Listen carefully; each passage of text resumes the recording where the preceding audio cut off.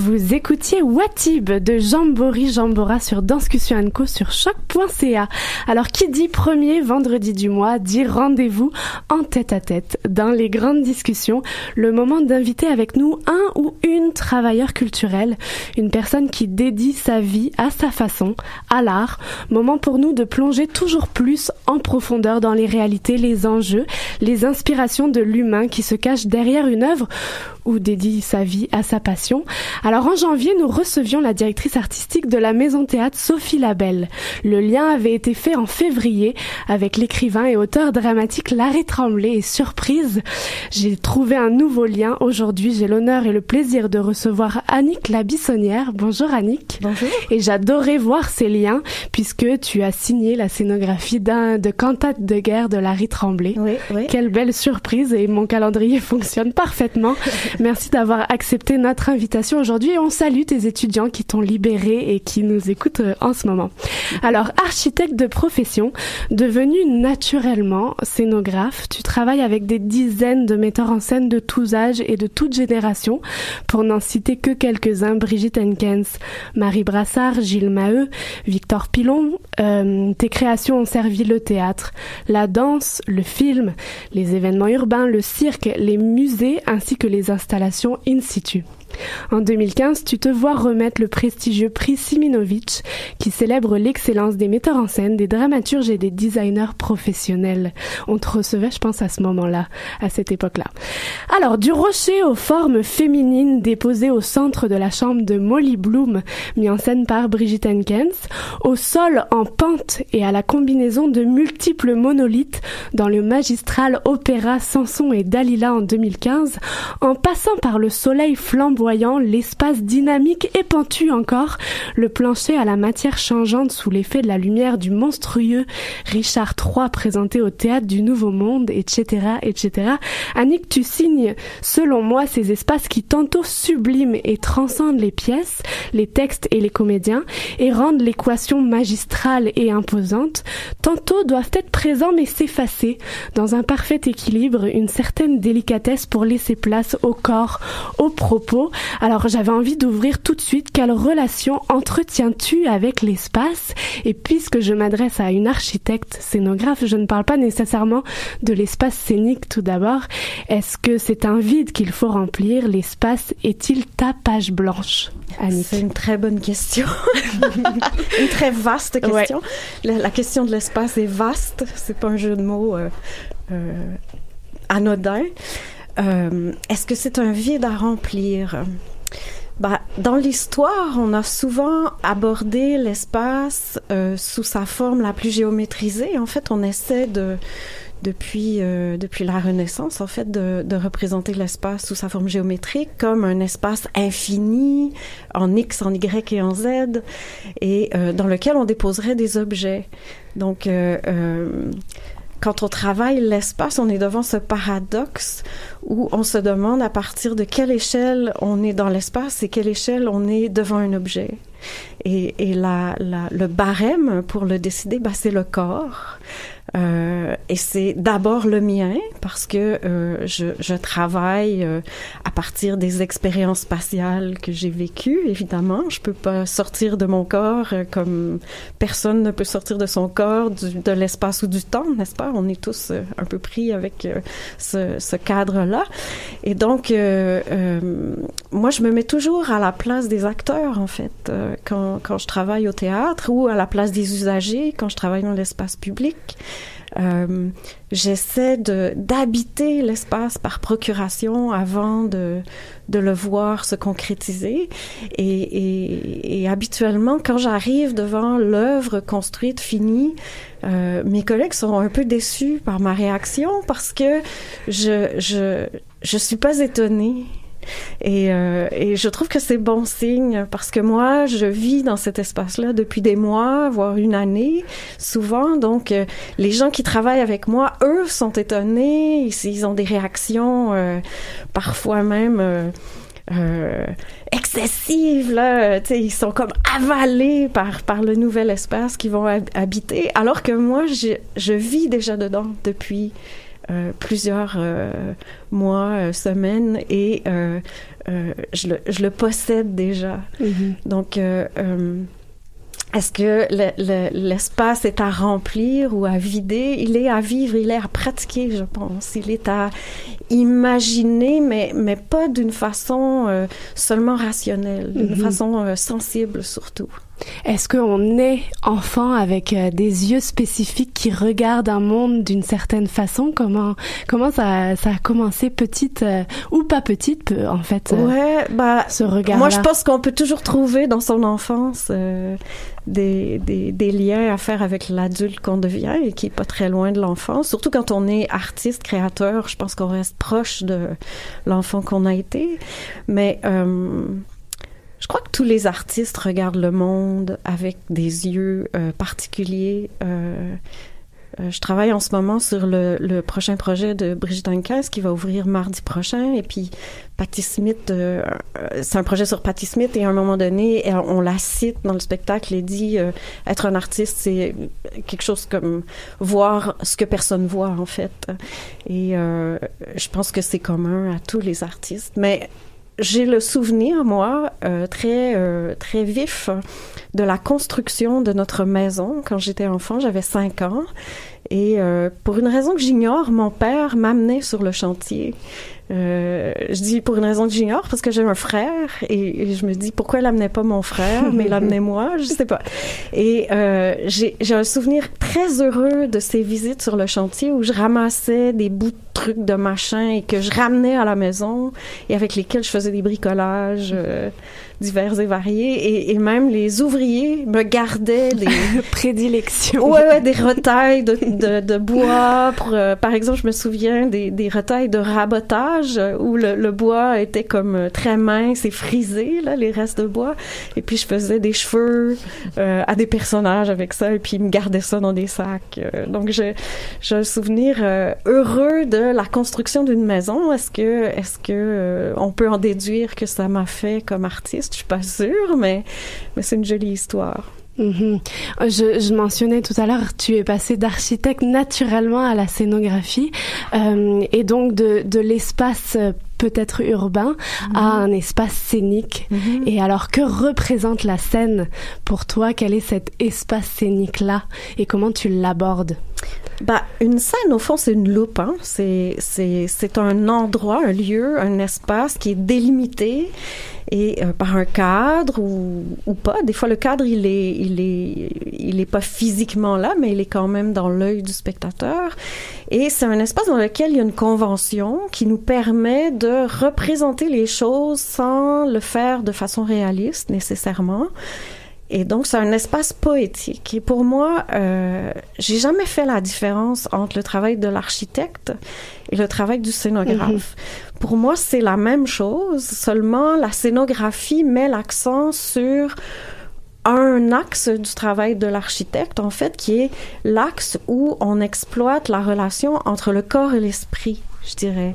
Donc, au théâtre, on crée une relation très forte pour le spectateur et l'acteur et le danseur ou le performeur entre ce que son corps exprime ou perçoit et la dramaturgie que ce corps porte ou reçoit. Donc, le monde des idées et le monde réel, c'est-à-dire tangible, se rencontrent sur la scène. Pour moi, c'est donc seulement un endroit où est concentré très, très fort cette partie de l'architecture qui nous habite tous et qui nous modèle tous et toutes dans la ville, dans l'espace public, chez vous à la maison. Donc, c'est juste une question ensuite de modulation dans la poésie de l'espace, en fait. Et si je me trompe pas étymologiquement, la scénographie vient des Grecs, le terme, et on parle de dessinateur de l'espace. J'ai envie d'ajouter sculpteur de l'espace. Ouais, c'est intéressant que tu soulignes ça parce que la plupart du temps, quand on veut définir la scénographie, on le fait en termes de tel que la Renaissance, en fait, l'a exprimé, c'est-à-dire effectivement dessiner la scène.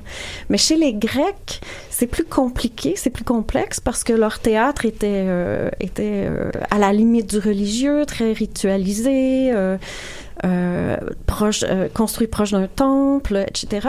Et la première scène qu'on traduit en grec par le mot skéné, c'était en fait les coulisses. C'était en fait une tente dans laquelle les acteurs allaient se changer, mais c'était aussi et surtout un espace sombre dans un lieu extrêmement ensoleillé, qui est un théâtre grec. Quiconque a mis les pieds dans un théâtre grec va comprendre ce que je veux dire.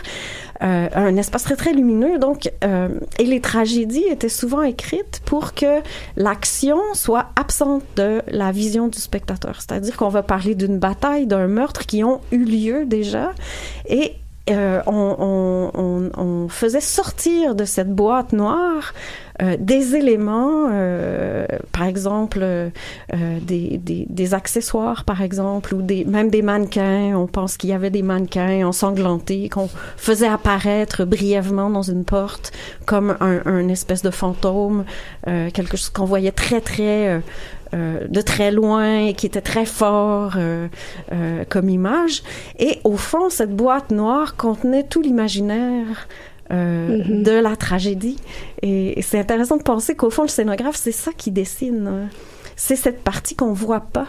C'est cette partie qui est pas présente physiquement sur scène, mais qui est provoquée par l'installation, le dispositif dans lequel on évolue. Et puis ce dispositif-là, il peut être sur scène, mais il peut englober les spectateurs aussi. Il peut être diaphane, il peut être fait avec la lumière simplement. Donc, j'aime penser, moi, que le scénographe dessine ce qui est absent sur la scène, au fond. Qu'y a-t-il dans ton œil d'architecte, scénographe, artiste, évidemment? Quel est le souci premier d'Annick Labissonnière? Y a-t-il des moteurs de création de prédilection dans ton travail à Récurrence, puisque tu collabores avec de nombreux artistes? Je dirais c'est la relation spectateur-acteur ou spectateur-performeur. Je commence toujours par là. C'est sûr qu'il y a des théâtres qui nous donnent déjà cette relation-là. Tu sais, si je prends un théâtre comme le Théâtre du Nouveau Monde, je peux pas changer les spectateurs de place, je peux pas changer la nature de la scène, c'est déjà construit. Mais dans des théâtres comme l'Usine C, par exemple, je peux déplacer les gradins, je peux choisir le rapport que je vais donner entre les spectateurs et les acteurs. Mais même dans un théâtre qui est déjà dessiné, j'ai une latitude, c'est-à-dire que je peux surélever les corps, les faire avancer vers le public. Est-ce que je les emprisonne devant un mur derrière lequel ils peuvent pas passer? Est-ce que je leur donne des ouvertures? Est-ce qu'il y a une profondeur? Est-ce qu'il y en a pas? Par exemple, donc, Parce que la nuit, donc le spectacle dont je parlais tout à l'heure sur Patti Smith, qui va être présenté à partir de mardi prochain à l'Espace Go, la position de la scène par rapport aux gradins dans la salle, qui sont à l'italienne en ce moment, qui est la forme standard du théâtre, de l'Espace Go. Donc, la position et la hauteur de la scène ont été un grand souci dès le départ. Et les acteurs vont tout de suite me le dire quand ils arrivent sur scène, l'effet que ça a sur eux. Et si ça a un effet sur eux, ce rapport scène-salle, c'est forcé que ça a un effet sur le passage de la rampe, je dirais, donc sur leur relation avec la salle et donc sur ce que les spectateurs vont recevoir. Donc si cette relation-là, elle n'est pas juste, ou si elle fonctionne mal, s'il y a des gens qui ne voient pas bien, n'entendent pas bien, il n'y a rien qui va passer la rampe. Il y a toute cette dramaturgie, toute cette émotion que le spectateur doit recevoir sera pas transmise. Il y a une énergie entre les spectateurs et les performeurs et très souvent, les acteurs vont nous parler du public comme d'un acteur, comme quelqu'un qui un soir joue mieux qu'un autre soir. Donc, c'est très intangible, ça a l'air ésotérique un peu, mais ça l'est pas du tout. C'est très géométrique en fait. Il faut regarder la salle en coupe et comprendre comment l'espace fonctionne, comment les corps dans cet espace vont se transmettre cette énergie. J'imagine que le travail créateur, metteur en scène, scénographe, et j'ai envie d'ouvrir tout de suite aux éclairages, est extrêmement lié, puisque l'éclairage met en relief ton dispositif scénique quand le créateur installe aussi le metteur en scène des corps à l'intérieur. Comment vous fonctionnez si on prend une collaboratrice comme Brigitte Henkens, que tu multiplies les collaborations versus collaborateur à l'Espace Go? Quel est le lien étroit et comment commence la collaboration entre vous, puisque finalement tu es décisionnaire de ce qui va se passer d'une certaine façon? C'est très très varié, hein. Tous les metteurs en scène ne sont pas égaux, ils sont tous différents. Même un même metteur en scène sur des projets différents va parfois l'aborder de façon très différente. C'est sûr que moi, je viens de l'architecture et Le Corbusier a dit que l'architecture, c'était le jeu correct et magnifique des volumes sous la lumière. Je pense que je suis tout à fait l'héritière de ça. Je peux pas penser l'espace sans la lumière. Ça en fait partie. Pour moi, c'est un matériau de construction. Et c'est sûr qu'au théâtre, on a le privilège, comme architecte, de voir 200 éclairages différents dans l'espace qu'on a conçu. Donc, pour moi, c'est un moteur, la lumière, dans mon travail.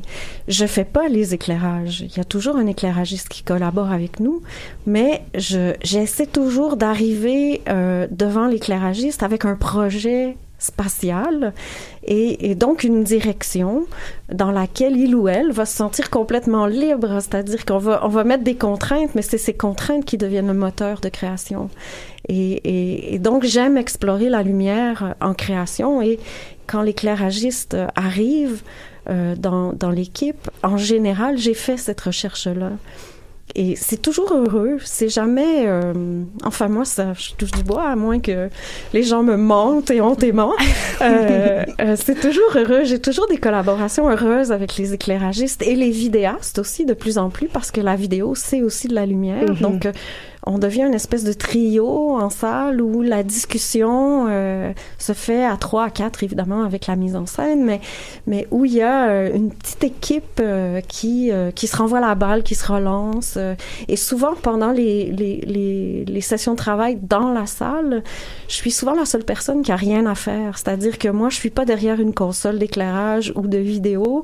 J'ai pas de correction à apporter sur une machine. Donc, je suis souvent l'œil qui va regarder l'ensemble de la scène, qui va libérer la mise en scène, justement, d'avoir à regarder ailleurs que les acteurs ou les danseurs.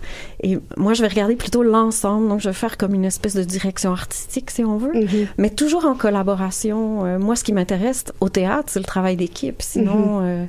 Sinon, je serais peintre, je pense. Mais qui a assisté à tes créations ou à tes dispositifs se demande comment ça peut être modifié dernière minute, puisque c'est souvent très magistral et de très grande ampleur. Alors, est-ce que c'est par les éclairages qu'on peut aller peut-être changer, réajuster, ou est-ce qu'on change clairement un décor dernière minute? Non, ça c'est impossible. On n'a pas ces moyens-là, malheureusement. En Europe, oui, j'ai vu ça, des gens qui construisent des choses et qui répètent dedans, les modifient, reviennent, changent d'avis, jettent à la poubelle le truc, recommencent. Nous, on n'a pas ce loisir-là.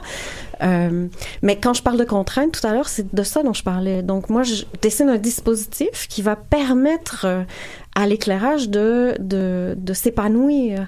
Donc, je changerai pas le dispositif une fois en salle, mais on peut changer la partition lumineuse une fois en salle. Et ça, c'est chouette. Ça, c'est un grand privilège, encore une fois, de pouvoir polir comme un beau bois ancien l'œuvre jusqu'à la dernière seconde avec la lumière. Et Dieu sait que la lumière peut tout changer dans l'espace. On peut... moi, j'ai vu des très mauvais dispositifs sauvés par la lumière. Le contraire est aussi vrai, c'est-à-dire qu'un mauvais éclairage dans un bel espace, c'est pas mieux non plus. Mais quand les deux vibrent au même diapason, il y a quelque chose qui se passe, il y a des fils qui se touchent, là, il y a quelque chose qui vient appuyer ce qui se produit sur scène. Donc, évidemment, le but de tout ça, c'est pas de faire un light show ou un diapo show avec la vidéo. Le but de tout ça, c'est de coller à la dramaturgie et de la soutenir et d'y participer sans jamais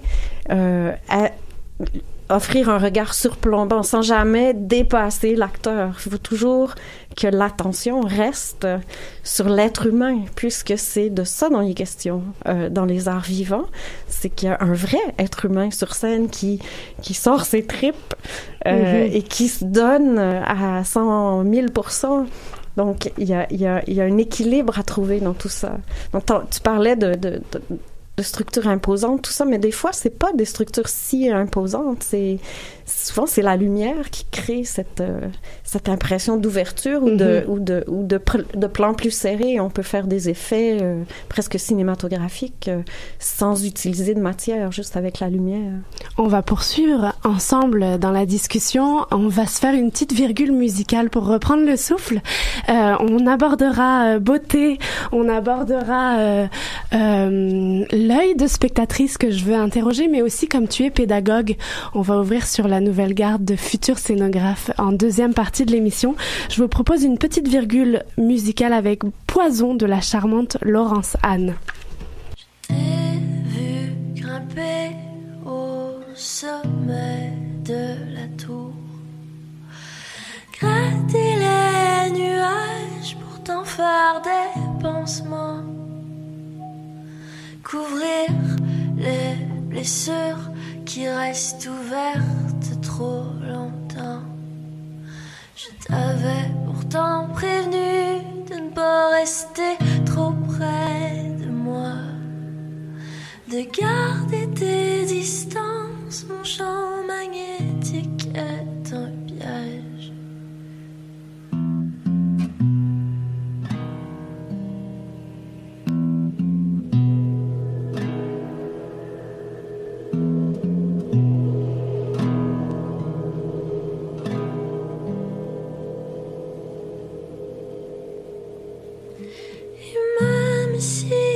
Tu croyais t'en sortir, je resterai ton poison préféré. Et même si tu croyais pouvoir fuir, je resterai un fantôme du passé. De retour à Danscussion & Co sur choc.ca, c'était la virgule musicale avant notre toute dernière partie en excellente compagnie. L'artiste, architecte et scénographe Annick Labissionnaire est toujours avec nous. C'est un plaisir de t'avoir. Alors, on abordait première partie les réalités, les quelques enjeux. J'ai envie tout de suite de t'ouvrir. Est-ce que scénographie, vise-t-on une certaine beauté ou vise-t-on plutôt un équilibre particulier, un travail géométrique parfait, la perfection? Voilà, je te laisse rebondir. On aborde des sujets qui sont extrêmement vastes. La beauté, qu'est-ce que c'est la beauté? C'est un sujet sur lequel on n'arrive pas à statuer depuis qu'on a des philosophes. Non, moi je pense pas à la beauté. En fait, c'est le sens qui est le plus important. Et au théâtre, il y a pas d'échappatoire. Une erreur sur une scène, par exemple, un objet oublié, on l'a vu à maintes reprises. Il y a des histoires mémorables d'objets oubliés sur scène qui devaient pas être là et pour lesquels les spectateurs ont trouvé un sens. Donc, comme on n'y échappe pas, autant aborder ça de front. Moi, dans mon travail, j'illustre beaucoup nos discussions en traduisant en langage spatial les émotions qu'on évoque ou le sentiment qui est porté par le texte. Ou je pense pas immédiatement à est-ce qu'il faut que ce soit beau ou pas beau, est-ce qu'il faut que ce soit géométriquement parfait ou pas parfait. Il y a tellement de contraintes aussi physiques, budgétaires, etc., auxquelles il faut toujours penser en arrière-plan, que l'esthétique, c'est pas la première chose à laquelle je pense.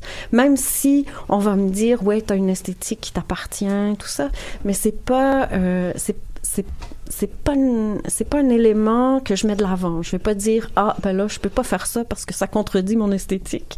Je vais toujours essayer de trouver le sens profond de ce que je suis en train de faire et à quoi ça va servir en fait. À quoi qu'est-ce qui va être dit dans cet espace-là? Qu'est-ce que ça va porter? Qu'est-ce que l'acteur va devoir faire pour pouvoir transmettre l'émotion en fait, et moi je vais essayer de soutenir ça. Donc souvent je commence par le plancher, c'est vrai, maintenant que je pense. Souvent je commence par le plancher parce que soutenir, ça commence par le bas, ça commence par les fondations. Et ouais, j'ai d'ailleurs cette réputation d'aimer les planchers modulés, et à chaque fois, ça se dément pas, c'est-à-dire que ça provoque quelque chose dans le corps des acteurs, donc ça provoque quelque chose dans le jeu, forcément. Ça change leur façon d'être ancrée au sol, donc c'est peut-être là que j'ai le plus d'influence sur le jeu des acteurs, c'est avec le sol. Si on suit ton travail, si on a suivi des entrevues que tu as données, notamment Prix Siminovitch a permis d'entrer en immersion dans ton travail, on voyait que tu étais toi-même en immersion dans des lectures particulières de connaisseuses de l'histoire, transmetteuse de l'histoire aussi, que la science, les géométries sont tout ton univers. Est-ce que c'est nécessaire dans ton métier d'être alerte à tout, être curieuse à tout l'environnement et aussi se nourrir selon un projet?